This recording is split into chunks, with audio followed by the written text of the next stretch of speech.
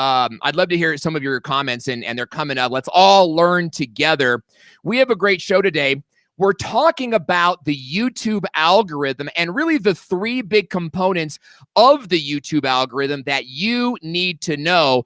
I was lucky enough to get three epic guests to come on and share their insights, all of whom we have so much to learn from. Our first guest has 149,000 subscribers on one of his YouTube channels. I have known this gentleman for a long time. We're very close personal friends.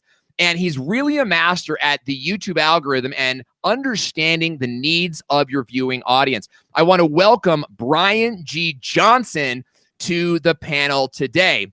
We've also got another close personal friend of mine who manages one of the biggest channels in YouTube education. But that's not all, right? Because I think sometimes you could do work, for someone else, and some people might downplay that, or maybe they might upplay that. Our guest today has built her own channel to 35,000 subscribers and builds other channels. She's Trina Little, and if you don't know her content, you need to follow her content. Excellent stuff on Instagram. And our final component today is the one, the only, Rob Balasabas. Rob has a YouTube channel. Rob streams live on LinkedIn. Rob is an ambassador for Tubebuddy and the Ben organization. He really is a well-connected guy, and I can't wait to hear what he has to say today. Welcome, everyone, to the show. Glad to have you guys here today. Thanks, Great Owen. to be here. Yeah, Very excited. Well, I want to just jump right in, and I want to kind of give sort of like a highlight, because we're sort of the Avengers here today. We're kind of like Justice League here today. Everyone is kind of on the show to represent a different, kind of like superpower. And although we have multiple superpowers, Brian, you're really excellent at the YouTube algorithm. And so I want to dive in with you. What is the major component of the YouTube algorithm that every creator has to be putting as a top priority? It's simple. It really is simple. All the things that anybody wants who would be using YouTube, whether you're an entrepreneur, maybe you're a YouTuber, it's kind of the same. And that is to get people to click your videos, keep them watching longer, and further engagement. And the better you do at those things, the more likely you'll get more views. And it's really that simple. The thing to think about is, as you step forward, as you look at, I'm going to start publishing these videos, the thing to think about is that you might do really great in one specific area. Like you might get a lot of clicks to your video. In geek speak, we call that CTR. Right. And you might think, wow, that's good enough. Why am I not getting views? Well, because there are many metrics that YouTube looks at. But again, kind of the 3 or 4 that I mentioned: get clicks, keep people watching, and then get further engagement. So get subscribers, maybe get another view to your channel. So what happens when a viewer comes in, they click on your video? What do they do next? Do they go to another one of your videos? Do they binge watch your content? Do they leave? Do they never come back? The more they engage on your channel, the better. The biggest signal for engagement really is watch time. Yeah. So that's the thing to think about. So what is watch time, and how do we improve it? Watch time is literally how long people are watching your video. There's all kinds of metrics to measure it, but at the end of the day, the thing to focus on is if you've got a 5-minute video, the longer people watch that 5-minute video, the better. If they watch for 2 minutes, it's okay. 3 minutes, pretty good. 4 minutes, you're a rock star.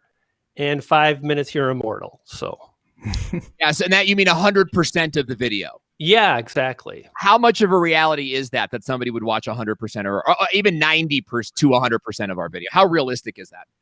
When you get good, you can actually get a very high percentage of people to the end of your video, and obviously it depends on how long your video is.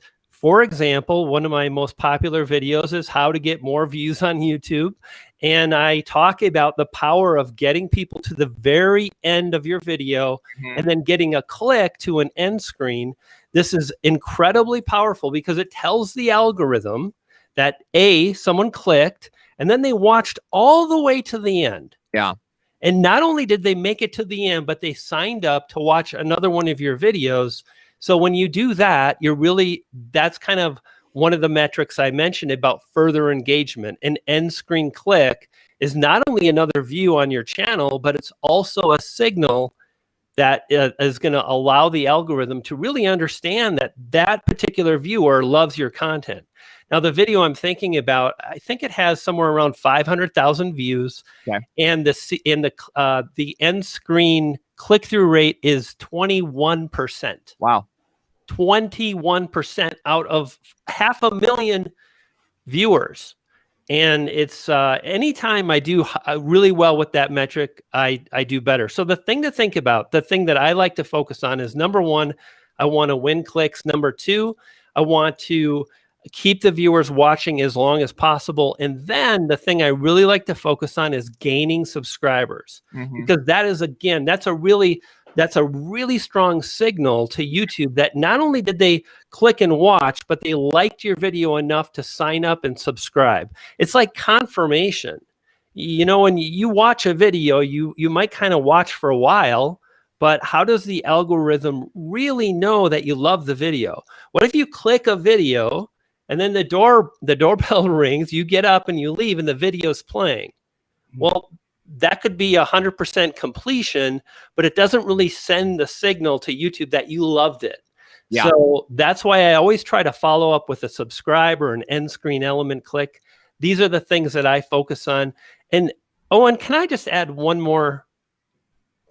Absolutely. Double Dutch. A little tip that I think might help some of the folks in the audience. Yes. Please don't obsess about the algorithm. Okay.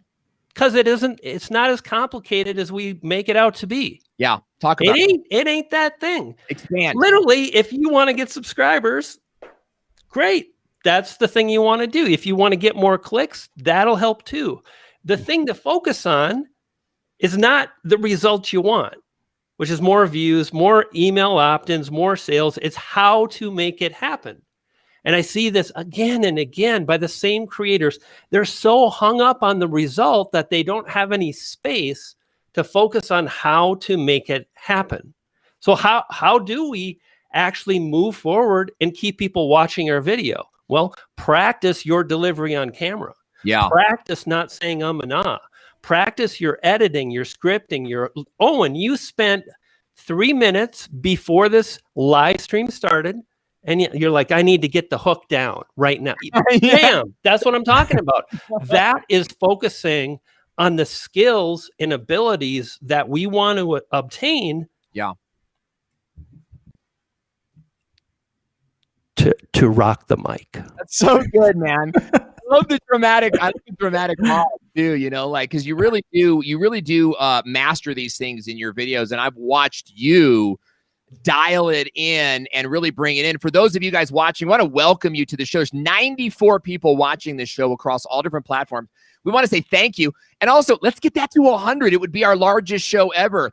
Go ahead and tag someone, or maybe share this on your YouTube or Facebook newsfeed and help us get the word out. We're glad that you're here. Brian, I want to come back to some of that because you mentioned some really good stuff, but what a great transition into Trina, because Trina is really, in my mind, an expert at so many things, but what stands out and what I've actually hired her for in the past is, workflow, right? Like Brian mentioned, winning clicks and getting subs, but then on top of that, it's like, raising kids, building your business, it's going to work, it's going to school, it's doing chores, it's all these different things.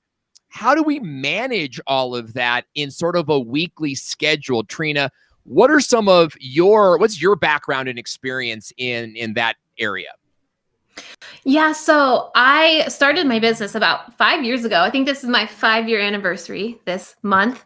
And I had just had a 10-month-old, and I thought I was going to be a YouTuber. But the more I dug into YouTube and with my MBA in business, I realized the power that video really had for business owners. And I realized it was much bigger than being a YouTuber. And so that's when I immediately started learning everything about YouTube and becoming that outsource for people. So I was the one managing things for people. I was the one figuring out how could they get more content up? How could they effectively use their content? Till it came to the point where that became me. And so I had to set up my own systems and processes. And along the way, I had another child in this past year, virtual kindergarten and all of that stuff. I had to get really effective with my time. Yeah. And for me, it's not just about getting videos on YouTube. It's about getting my content out to the right people. My business model is based on leads. It's based on my agency, getting clients into my agency, getting students into my programs. And so I need to make sure I'm getting my content out to as many people as possible. So I tried to figure a way to really utilize one core piece of content every single week, which became my YouTube content. Yeah. That is the biggest piece of content you can have. That's 2 major search engines for you right there, YouTube and Google. And then how can I effectively repurpose this in more places? Because not everybody's on YouTube, and that's fine. And we all know it's really hard to push people to a platform that they're not normally on anyways. Right. And that's fine. I don't need them to be on YouTube to watch my content or to buy my products or to hire me. I just need them to know what stuff that I do and know my content. And so I started figuring out when I could show up, when I could batch, how could I get the most out of that day? When I have one quiet day a week without the kids at home, how could I maximize that? Yeah. So I started, go ahead. No, that's right. I kind of wanted to jump into that because repurposing's huge. Building the business is huge. What would you say is the biggest non-video production skill that every creator or entrepreneur should get good at?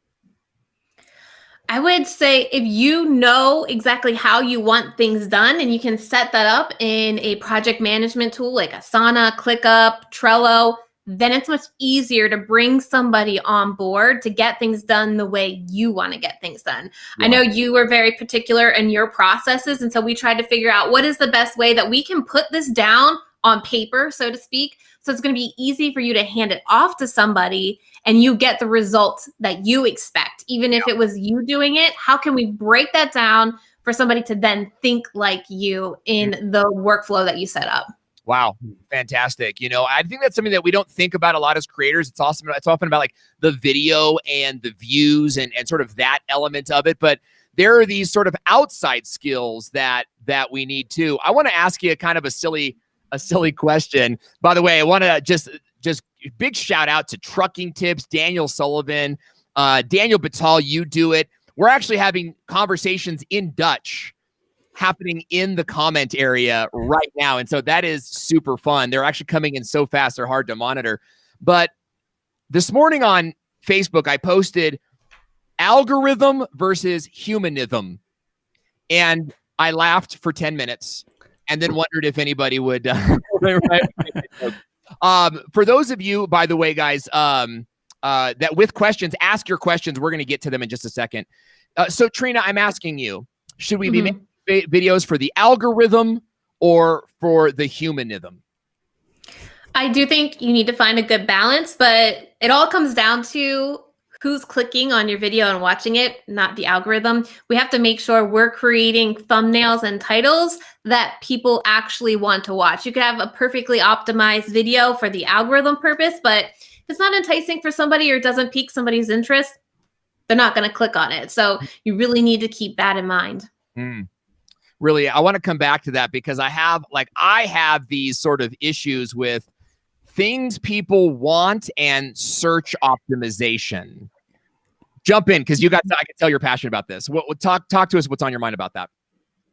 Yeah, I mean, we know a lot of people are using search, and I don't know if you've dug into the data. You probably have, but I can tell the audience retention on my search videos tend to be about half than what I get in suggested. Right. And so I tend to, again, want to make sure that title and the thumbnails are maybe a little bit more optimized for the suggested side, because I know that's a more valuable viewer to me than worrying about showing up in search as much. It's just as important. Both places are great, but I do know that the audience and the suggested traffic tends to be a little more valuable.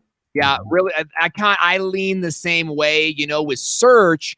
Very valuable tool. I think sometimes overemphasized in that, people will come, they'll skip forward to the part they need, like get it, learn from it, use it, tell everyone they found it on their own, never mention you, never subscribe, never come back to your channel again.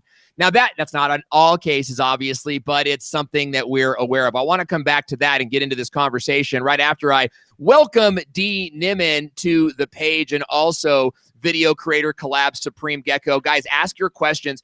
And if you have a question for Brian, for Robert, for Trina, just put their name in the question and we'll get to it in just a second. Rob, let's jump over to you because, you know, you're really sort of the guy that everybody knows. Everybody knows Rob Balasabas. In fact, you know, Rob Balasabas was you know, hanging out with the Pope, you know, and there's these two guys, and they look, and he goes, hey, who's that over there? And he goes, well, I don't know who the one guy is, but that's Rob Balasabas, right? So, you know, it's everybody knows Rob, and I think that networking and live streaming is a big part of. Thank you, Trucking Tip. That's a huge compliment. I think that networking and live streaming is a big part of what you do. Talk to me about the importance of you know, building a network in order to grow your brand on and off YouTube. Yeah, I think it's really important. I think collaboration is one of the key things that's really helped grow the companies that I've worked at, you know, Tubebuddy and also Thinkific in my previous life. And a lot of collaborations really took place. And one of the easiest ways to do that is through live videos, you know. So, you know, I'm just watching your face, Owen, reading the comments here. But yeah, so collaborations and building those relationships, you know, everyone on here on this panel, like our audience loves seeing you guys on the Tubebuddy channel, right? Whenever you guys show up on panels or live streams, like our numbers are really, really good. I see Daniel and Dee here. They have a regular running show on our channel. Yeah. And again, collaboration and, you know, the Daniel and Dee show. And, you know, everyone loves that on our community. So why not just let's do that. Let's share the stage and, you know, have the knowledge that you guys all have, that me, Andrew, you know, the rest of the team, we don't know everything. And so let's bring people in that can serve our audience as well by sharing their knowledge. And then everybody wins. There's added value there. And then also in return, all of these collaborations, they open a lot of doors, you know, like for my career, like doing collaborations and live streams. And sharing that stage has opened a lot of doors. There's lots of opportunities to be invited back to other people's show, you know, speak on their summits, speak on their conferences, and do other projects beyond that. So yeah, definitely collaborations and also that community building that happens afterwards is key, you know, for growing your audience. Sure. Now we're live streaming right now. We're live streaming on multiple platforms. We're on 2 different YouTube channels, a few Facebook groups. We're on LinkedIn. We're on Twitter. And all in all, we've had up to 94, 97 people on the show.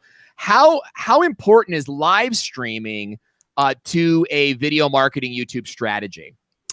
Yeah, so I think it depends on how you're using it. You know, there's lots of channels that will do live streams as a way to do community building, you know, relationship building with your audience. You know, there's a lot to be said about building a relationship with your audience versus just having subscribers, right? So, you know, subscribers are numbers, you know, they're consumers for the most part. But when you build that relationship and they're part of your community, I know Brian, Trina, you guys all have communities. And so a community member, you know, is loyal, they're active, they're advocates for your channel, for your content, they're sharing your content everywhere. And so live streaming is one of the best ways to do that because there's that real-time engagement. It also helps you understand the content and the pain points that your audience has, right? It's kind of like a real-time focus group. So, you know, when you share an idea, there's other questions that pop up that then you can take and you're like, hey, I didn't know that was what you were curious about. And then I didn't know that was your pain point. So now you can take that and put that into your content strategy, whether it's on YouTube or a course or a membership or, you know, a digital product that you're building. Now, live streaming has become phenomenally easier today, right? I say all the time, like anybody can jump on their phone. On YouTube, you get immediate access. As soon as you set up an account, you can live stream with your desktop. Anybody can go live on a desktop. And then after 1,000 subs, you can go live on your mobile.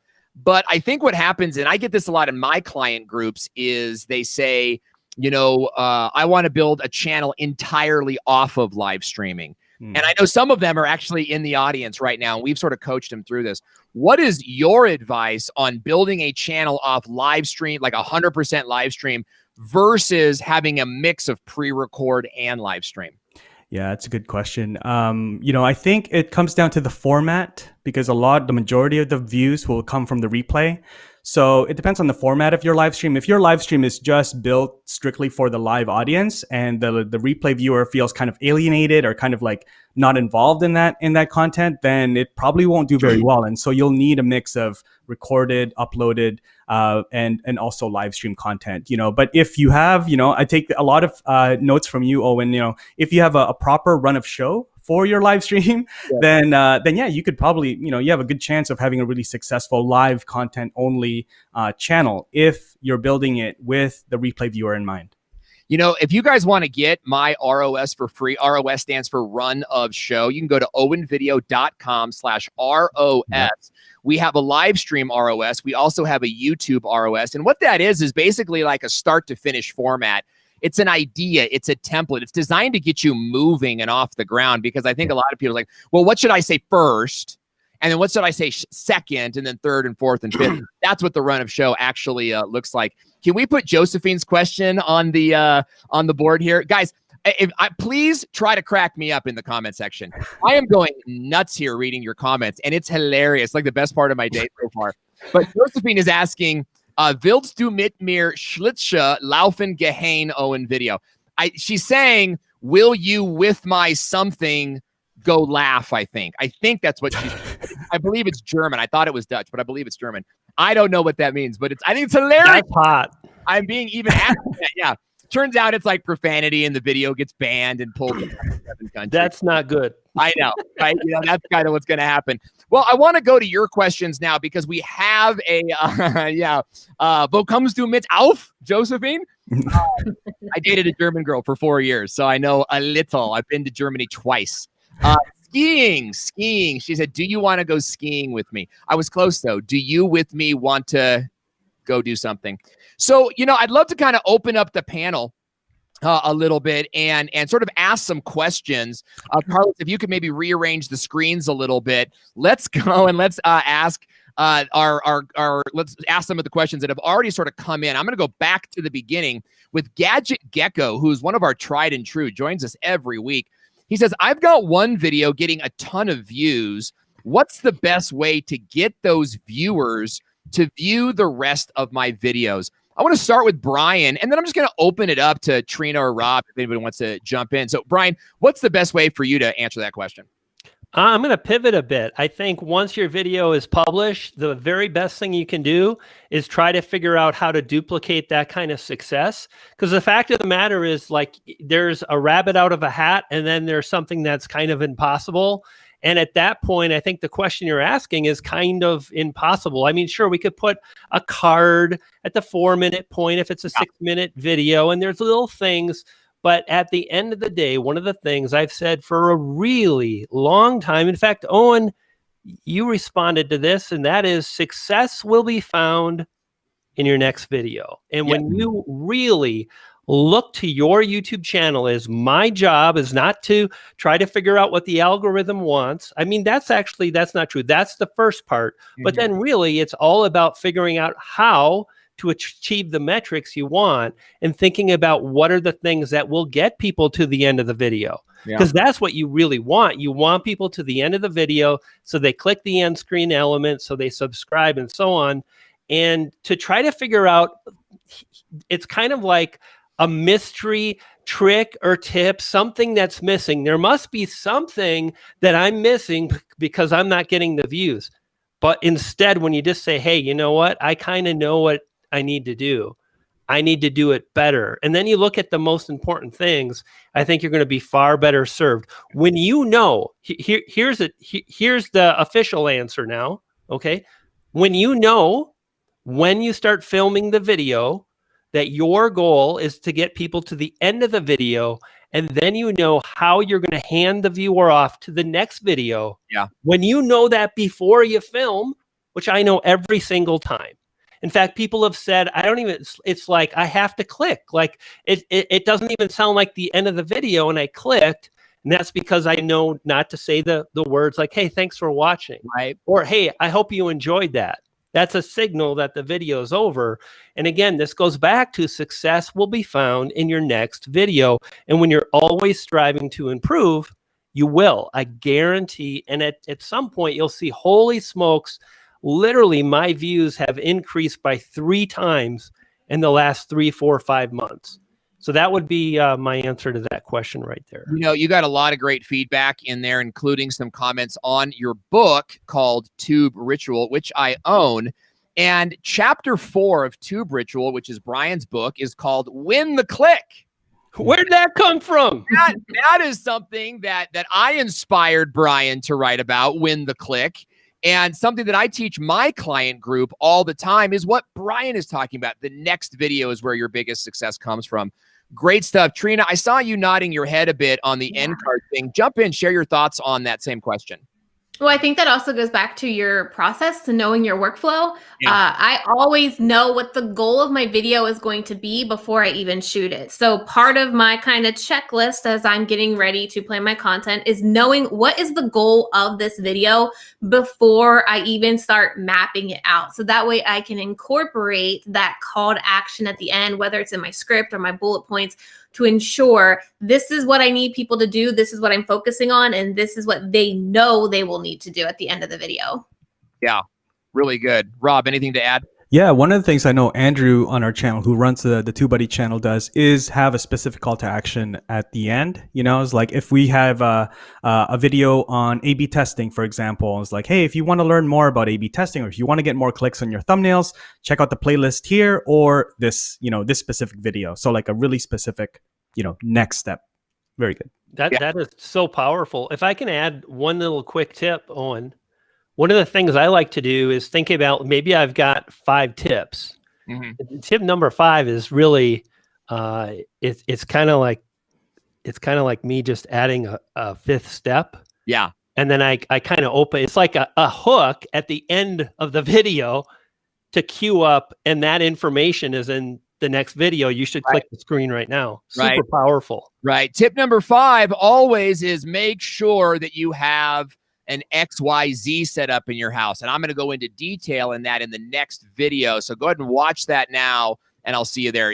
That's kind of what you're talking about, parlay into the next video? Yeah, like I always think the thing to think about, and this is what always works, is when you begin with what the viewer wants or what they're afraid of or the pain point, and you identify that, and then you just crush it at the end, and you're like, now, the easiest way to get views is to leverage the power of the CTR or a thumbnail. And then literally, you know, as you're filming, that as soon as I say that line, the next line, the end screen element is going to pop up on the screen.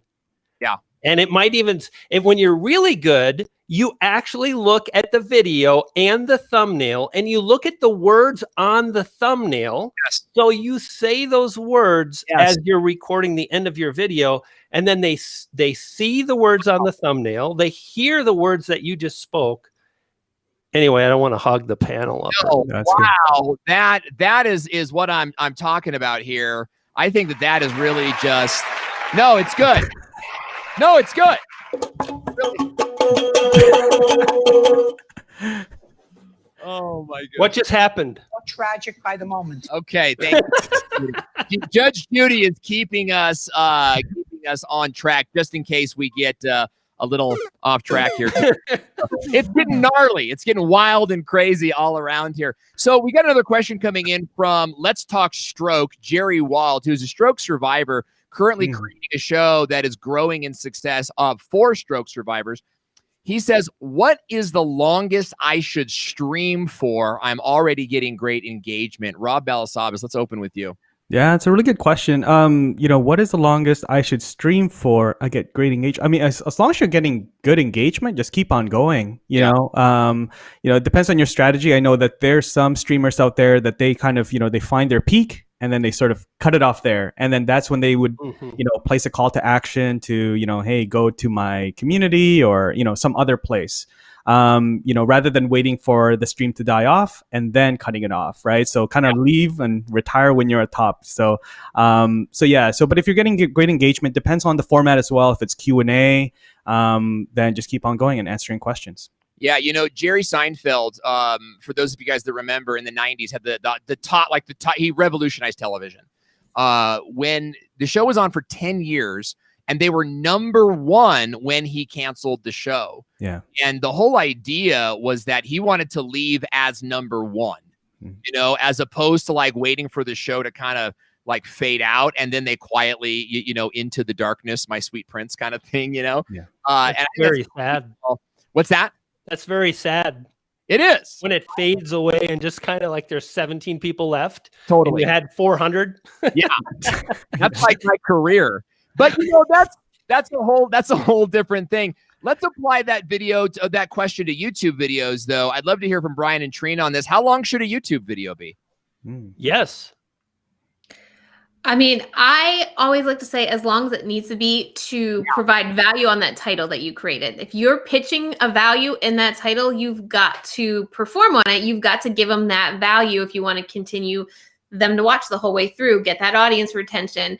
Like Brian was talking about, the click-through rate, the audience retention, and the end screen click-through. I refer to that to my community all the time as the YouTube trifecta. And so just making sure that video is long enough to give the people what they came for. It's good. Brian, your thoughts? I think the thing that I started doing more as I really kind of understood audience, algorithm, the basic core fundamentals was my goal is always I'm making a great video. I'm not worried about getting suggested. That is not a good question. Please do me a favor. It's not good for me. Yeah. I get really amped up. I get upset. Like, how do I get suggested? Like, stop. Like, that thinking probably hurts your chances of getting suggested. Yeah. And the same thing with like, how long should my video be? What I think about, but we'll kind of get to that as I unravel this. What I like to do is begin with what is the core, like what is the hook or something really unique about this video that I'm creating. And then I get into it. And then I start working on the title and the thumbnail as I'm creating a few bullet points. And I really very, very, very rarely, like almost never, will just create a video and I don't know what the thumbnail is going to look like. Right. I won't understand what the title is going to be. And then as I start kind of creating a few bullet points, I'll start thinking, am I going longer or am I going shorter? Because the fact of the matter is you can absolutely crush it on a 5-minute, in my niche, in a 5-minute video with a high CTR, especially if you get those subscribes or if you get the end screen clicks. So maybe it's a real just kind of fast hitting video, tip, some nice transition, some good editing. The pace is very high. Yeah. Or I get into something that's a little bit more story driven, kind of documentary style. I kind of like pull out and bring the audience on this journey with me. And it's really about triggering emotion. Then I might go longer, but like, I really won't know that until I begin with what is the core value. That's really what I wanted to start with, Owen, right? What is the core value? Yeah, that's good. So I think those are the things to think about. And I wouldn't worry too much about how long the video is. Just always keep them watching longer. That's good. I would say 5 to 7 minutes. Okay, next question. So, and I tell you, because I'm the type of guy, I agree with everything Brian and Trina said. It is this delicate art of how long should your YouTube video be. And I think there's a lot of creators that kind of come to the platform like ready. Thank you, Daniel Batal, by the way, for Daniel Batal just bought my kid's lunch. And the thing is, like for like someone like me, I kind of like have to have a border because I'll just go. Yeah. I will go and go and go. Like, in fact, last week I made a video called How to Get More Views with This Unknown Strategy. And I ended up doing like 3 or 4 different strategies. And it was like, man, I need to kind of really set up my parameters there. So I try to start with 5 to 7 minutes. and then sort of just like feel it out from there. But for those of you that like need an answer before moving forward, why don't you start there? You know, before you make a 30-minute video, maybe see if you can get someone to watch half of a 5-minute video. Owen, what you just said, that's the right answer right there. I'm so glad you said that, because really before I started trying to do these documentary style, like trigger emotion, oh, I'm a filmmaker, woo! Like I just tried to like get the information across. You know what I mean? Yes. Like, so I think first you just focus on a simple 5-minute video, especially like a lot of people here are entrepreneurs. I want to lead, I want to sell. Right. Like 5 to 7 minutes, in and out, boom, bang, blop. Bloppy. Bloppy. Brian loves to end his sentences verbally with like this quiet dot. And I'm like, are you done? You keep me guessing. Larry is saying, Larry's got a question who says, we have branded our live streams. Do we need to change the title for every live stream? Great question. Great question coming in too from Rich Graham. I just saw. Keep them coming in, guys. I'd love to. We just lost Trina. She's having a connection issue. Do we need to change our titles for every live stream? Rob, what are your thoughts? Yeah, titles as in the lower thirds there, Larry. I don't know if it's the title of the video or the title of like the lower thirds title. If it's a video, yes, obviously, yes, for sure. Change the title, make sure it's searchable. If it's on YouTube, your live streams, if you're scheduling it ahead of time, it can show up in search as well. So make sure you are optimizing for, title, description, tags. If it's the lower thirds, absolutely. Owen was doing this right before the show. He was setting up all the titles and the lower thirds. Again, they're very engaging. These are little things that you don't actually think about when you're starting to live stream, but they help, because they're nonverbal cues for the audience to start engaging and comments and things like that. Those are all good signals for YouTube and Facebook lives and LinkedIn lives that this is a good piece of content that they should be sharing with other people. So yes, definitely set up, all your titles individually for each show. Now, I noticed that our good friend Nick Nimmin titles his live streams relatively the same. And if Dee is here, I'd love to hear your thoughts in the chat if you're still around. I noticed that he uses basically the same thumbnail for every live stream, and he uses basically the same title. It's a very generic, like how to grow on YouTube kind of thing. Bam. And then we'll come right back to Pam's question. I want to hear, though, from everybody on the panel here today. What are your thoughts on Nick's strategy, but not Nick personally? Like, is that what we should do? Should all the live streams kind of be like duplicatable and all that kind of stuff? So, Brian, what are your thoughts? I think you got to start with the value of the piece of content that you're creating. Say it with me, people. Value. Now, if I focus on the value and then I trigger the click, I think about what is going to entice the viewer that they have to click on my piece of content. I think when you do that, you're really setting yourself up. And that's what Nick does. I'm like, oh, I know where he's going. Absolutely. He always creates a video title that's based on the number one want of his audience, which is getting more views, growing on YouTube, or getting a subscriber. I think this is such an important question, great question, because when we think about branding, it's really all about us. Branding it ain't where it at, if you ask me. And that's proper English. I think really instead, you think about what is the core value of this piece of content, and then you create a title around that. And if you want to do the branding thing, why is that funny, Owen? I'm sorry. Josephine is cracking me up. Notes and Duchess. No. Yes. And Daniel Batal is throwing money at me. I feel like I should have a poll right here. I'm out of here, man. I do not want to see what comes next once you get on the poll. Because what you're saying is so good, and I'm over here like, no, it wasn't. You on the stripper pole is good.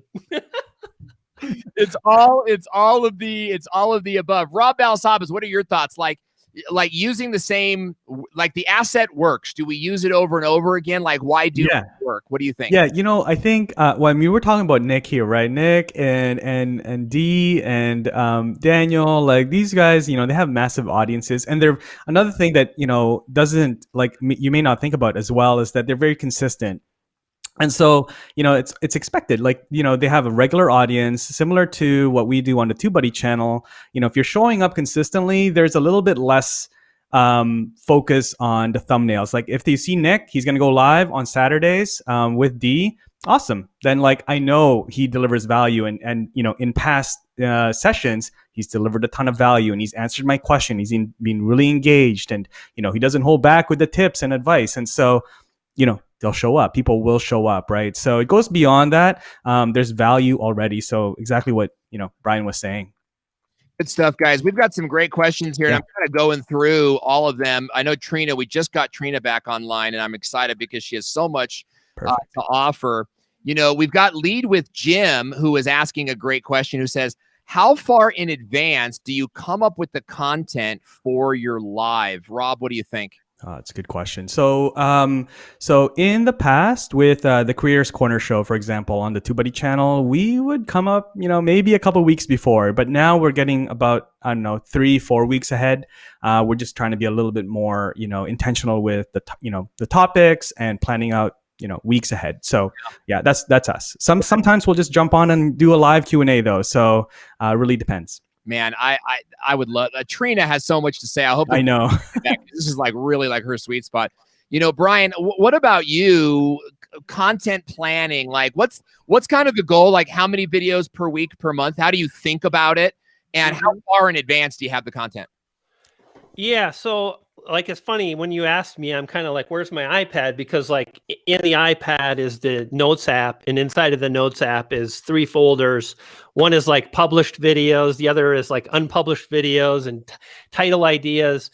I think what Rob said was really great, and I think you really have to be not cautious, aware of how you work. If you're a solo creator, if you're doing most of the stuff yourself, what I would say is don't get too hung up on this idea of master planning, because it's kind of stupid. Yeah. The reason it's stupid is you're going to change your mind 3 or 6 months later. There's just no way you're going to be creating the content that you think you're going to create in 3 or 6 months down the line. So what I do, Owen, is I've got a bunch of different topics, ideas, videos that I'm working on, or live streams. Yeah. Right. And I'm just like, what am I passionate about right now? And Owen, I know you get me on that, right? Yeah. In fact, we do what we do is we have a planning day on Monday. So before this show, Carlos and I meet on sure. and we do our content planning, and we kind of talk about like, well, what are you excited about today? Right? Like what's kind of the thing? Because last week we had content. It's like, I'm just not feeling that today. And that satisfies, I think, the artist in me, while also, achieving the business objective of having a channel that grows our membership community.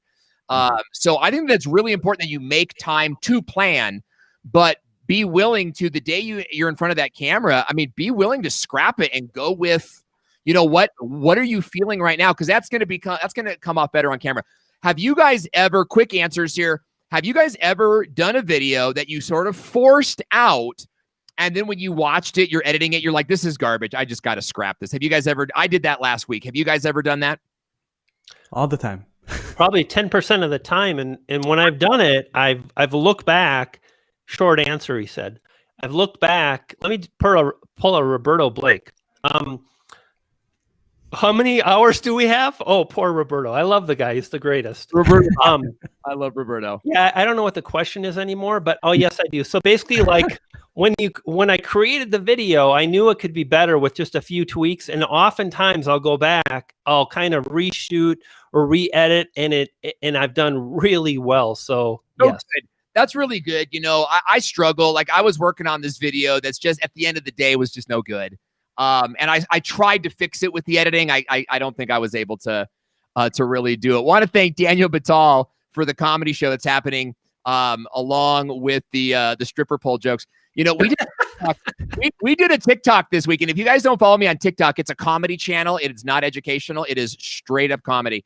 And we did 500,000 views yesterday on one video, and it was about a stripper pole. So I'm gonna install one downstairs. I've been trying to figure out my set. It's going to be a stripper pole. You got the lights for it, my friend. Add a strobe. I'm not happy. Trina, we want to kind of come back to this. question about like planning. Maybe give us a quick answer, and we'll move to the next question, which I think also matters a lot. But like, how far in advance do you plan? I used to plan like 2 to 3 months at a time. Now I'm about 3 weeks because I like to look at my analytics and see what's doing well. But it's about 3 to 4 weeks. I usually have an idea for the month because I'm thinking about what am I launching or what is my marketing strategy coming up. I have a launch every quarter for something. So all my content has to lead into that because that's more important to me than necessarily growing a YouTube channel. That's how we've been able to double our business revenue for 4 years straight. So I do plan about 3 to 4 weeks in advance. Really good. You know, you're so good at planning. Truth be told, we had a team meeting this morning, and I'm like, everyone needs to follow Trina. The way you're so consistent in what you promote on Instagram matches what you're doing in your email, which I read all of your emails, by the way. And I'm seriously like a fanboy of Trina Little. Like, you're so good at this. And that's how we do it, really. We take the YouTube video, plan the YouTube video, and then everything that week revolves around that video, whether it's the Instagram posts or the Instagram stories or the IG live or the email newsletter. Our pillar piece is that YouTube video, and that affects all the content for all the platforms for that whole week. Yeah, and you're so good at it, guys. And that's why Trina Little, along with so many others on this panel and in the audience, are worth following. We had a question from Pam that came in about Super Chat. Do we still have that question? Because if not, we can go to the question from, I think, Graham had a question about, let me just give Carlos a second, and I'll ask Graham's question. Thumbnails first or titles first was the question that he asked. Thumbnails first or titles first? I'd love to hear from each of you on this, starting with Brian G. Johnson. It's organic. Like, I think the thing to think about is there is so much value in a really compelling thumbnail. There's so much value in an amazing video title. So the thing to think about is like, what am I doing in terms of the next video? And you might come up with like, this has happened to me where I'm like, oh my gosh, this is a great concept for a thumbnail. Yeah. And I've gone ahead and created that thumbnail. And I knew as I built out the video, the core value and the reason people were going to click was that thumbnail paired with the title, or it might be the title. But what I think the important part, Owen, is to think of a few elements to make it work really well. And number one is a keyword phrase. 90% of my video titles will have a keyword phrase. And then the other element is a compelling element that's going to cause people to click, that will entice people to click. So for example, if I release a video and it says how to get more views on YouTube, I will be far less likely to get views than if it was how to get views on YouTube in 60 seconds or 2 minutes or 3 minutes, which I've done that video 3 times and it's always done really, really well because of that enticing element or compelling element. Yeah. So there's no real, this is the way, thumbnail first. It's more about, I got to get great at thumbnails and titles. And right now, that's one of the skills I want to work on is thumbnails. So, we call it a clickability factor, and it's one of the 4 main factors in winning the click on a thumbnail, right? You got to have a hero shot. You got to have a brand. You got to have a background. You got to have a clickability factor. I really love that. Trina, Rob, what are your thoughts? Wait, before Daniel Batal is just throwing money at us today, as is Dee, as are a few others of you. And we just want to say thank you. It's not only lining my pockets with gold doubloons, but it's cracking me up. You guys are cracking me up today. I think I just got another one for WD-40 for my stripper pole. So going down. This is going down in history as probably one of the most fun live streams I've ever done. And we're running low on time. We just lost Trina. Again. But that's that's all. Trina, come back if we can have you back. We got a few more minutes left. Come back, Trina. Come back. On that, thumbnails first or titles first? For us, titles first. It's hard, right? I mean, you're thinking both at the same time, honestly. So, like what Brian said. Yeah, we're thinking both at the same time. Whenever we're talking about planning our content, each week with the content team at Tubebuddy, we're thinking, okay, well, what's the thumbnail going to look like, and what's the title, what's the value, So, we think about what the pain points are, what are the common questions that are coming up that we can address and help with from our community. And then we think of titles at the same time. We kind of spitball ideas for thumbnails. So really, yeah, it's not really one or the other for us. Really good. And Yeah. I'm sorry, Owen. I think we worry about what is the right thing to do, and everybody's system is different. So we have to figure out what works best for us. Like sometimes maybe it's best to think of that thumbnail. Sometimes it's best to think of that title. Sometimes you got this amazing content and then you have to backtrack. And so there's no right answer. It's what's going to work for you. Yeah. There's sort of an I'll tell you, sometimes I'll have a concept for a video. I want to do a video about this, and the thumbnail will look like this, where it's actually like an imagery first. And there's other times, like we're working on a series right now on growing a channel with a mobile device, right? And for that, I haven't even thought of the thumbnails, but I do have some pretty solid topics in mind. And the ROS teaches this, by the way. And if you guys want the ROS and the trainings that come with it, get it for free, owenvideo.com/ROS. And we talk about brainstorming titles, brainstorming thumbnails, then sketching out the video, what you want to cover, what the value is, like Brian talked about, and then going back to the thumbnail and asking, does this thumbnail still work for the video I just wrote? Right? The video sort of unpacks, and you might see some different things. Now, we had a question from Purple Bee about email, about an email list. And that is so key for me. I built an email list very early on in my YouTube career, and that sort of was pivotal for me. So Purple BTV is saying, can you talk more about the email list? How often do you send it out? What's in those emails? Trina, let's go to you on this one, and then we'll jump to another question. Yeah, I send mine every week, primarily to build my know, like, and trust with my audience. We know that YouTube, Instagram, Facebook, LinkedIn is all borrowed platforms. Yeah. We don't own that. So by having that email newsletter, it's just a place to get in contact with your people whenever you need to. And I know a lot of people think email might be dead yet, but the statistics show that email is still very, very much alive. And so every single week we do just kind of giving them value and pointing them to, hey, there's this new video that's going to give you a lot of information and building that know, like, and trust with them. Really good. Really good. Can I add something real quick to that, Owen? I think the thing to think about is, why are you considering email? Yeah. What are you trying to accomplish? To start building out an email list without a product to sell, which could be your product, or you could be thinking affiliate marketing. I'm going to create a series of emails, and then you could promote Tubebuddy, for example. That's fantastic, but always begin with the end in mind and trying to understand, what am I trying to accomplish? I think that's really important. Yeah. Rob, your thoughts? Yeah, no, I think what Trina mentioned earlier is that every quarter she has a launch. So I think it's good to go back to that, and like that is the base. If you're using YouTube as a bit, as part of your business, as part of your funnel to build your list and drive clients and things like that. Have a plan in mind. Don't just throw videos out there and do live streams for the sake of just having content. Have a goal. What do you want people to do for every step and every piece of content you're creating? Owen, you told your team to follow Trina. Like, if you go to Trina and you follow her on Instagram and then also on LinkedIn, it's all one big story, and it pushes to that one thing that she's doing for that quarter. So it's have a plan and then make sure that everything is talking to each other. The worst thing is that there's a lot of content creators out there that are just creating content just for the sake of creating content and doing live streams because they just want to create live streams. So and nothing really speaks to each other. They don't all really work together. It's kind of confusing for their audience. So if you tell your audience, okay, well, this is the thing that I'm doing this month. I want to help you with this one thing. This is what you're teaching inside your membership or your courses. This is the launch that you're pushing out. And then use every channel properly for that thing. So yeah, that's... Yes. Platform, people, purpose, right? You can have the same piece of content.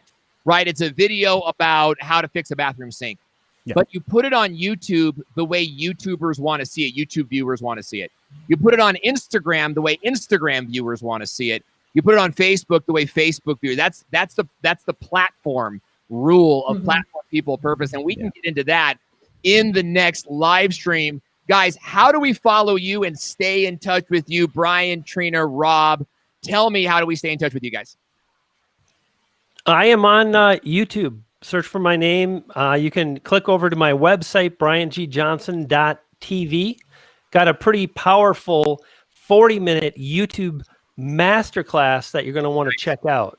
Nice. You dig? Get it done. Feed a poodle when you're there. Trina, talk to us. How do we stay in touch with you? Yeah, I'm on YouTube as well, Tips with Trina. And then I hang out every day on Instagram, Trina_little. And that's where you can kind of see behind the scenes and also how we ramp up for a launch or create the content or just everything that we do to balance it all. I talk about in my stories. Awesome. Really good. And I really enjoy it. Rob, how do we stay in touch with you? Yeah. Thanks, Owen. Anywhere, Tubebuddy, at Tubebuddy. Obviously, we're on YouTube, we're on Facebook, LinkedIn, but also copy and paste my name. I got a long last name, so you can just copy and paste my name on YouTube or LinkedIn, Instagram. You'll find me there as well. Got it. Guys, thanks so much for joining us today. It was a pleasure to be with you. And don't forget to go get Restream.io at owenvideo.com/Restream. Try your free trial of this software today.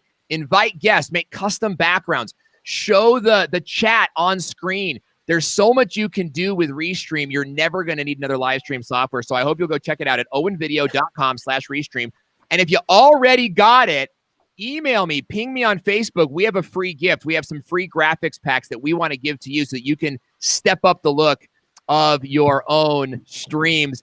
Had a great time today. Love the stripper jokes. I love you guys. Thanks for being here. I'm Owen Video, and we'll see you next week on Stream Like You Mean It.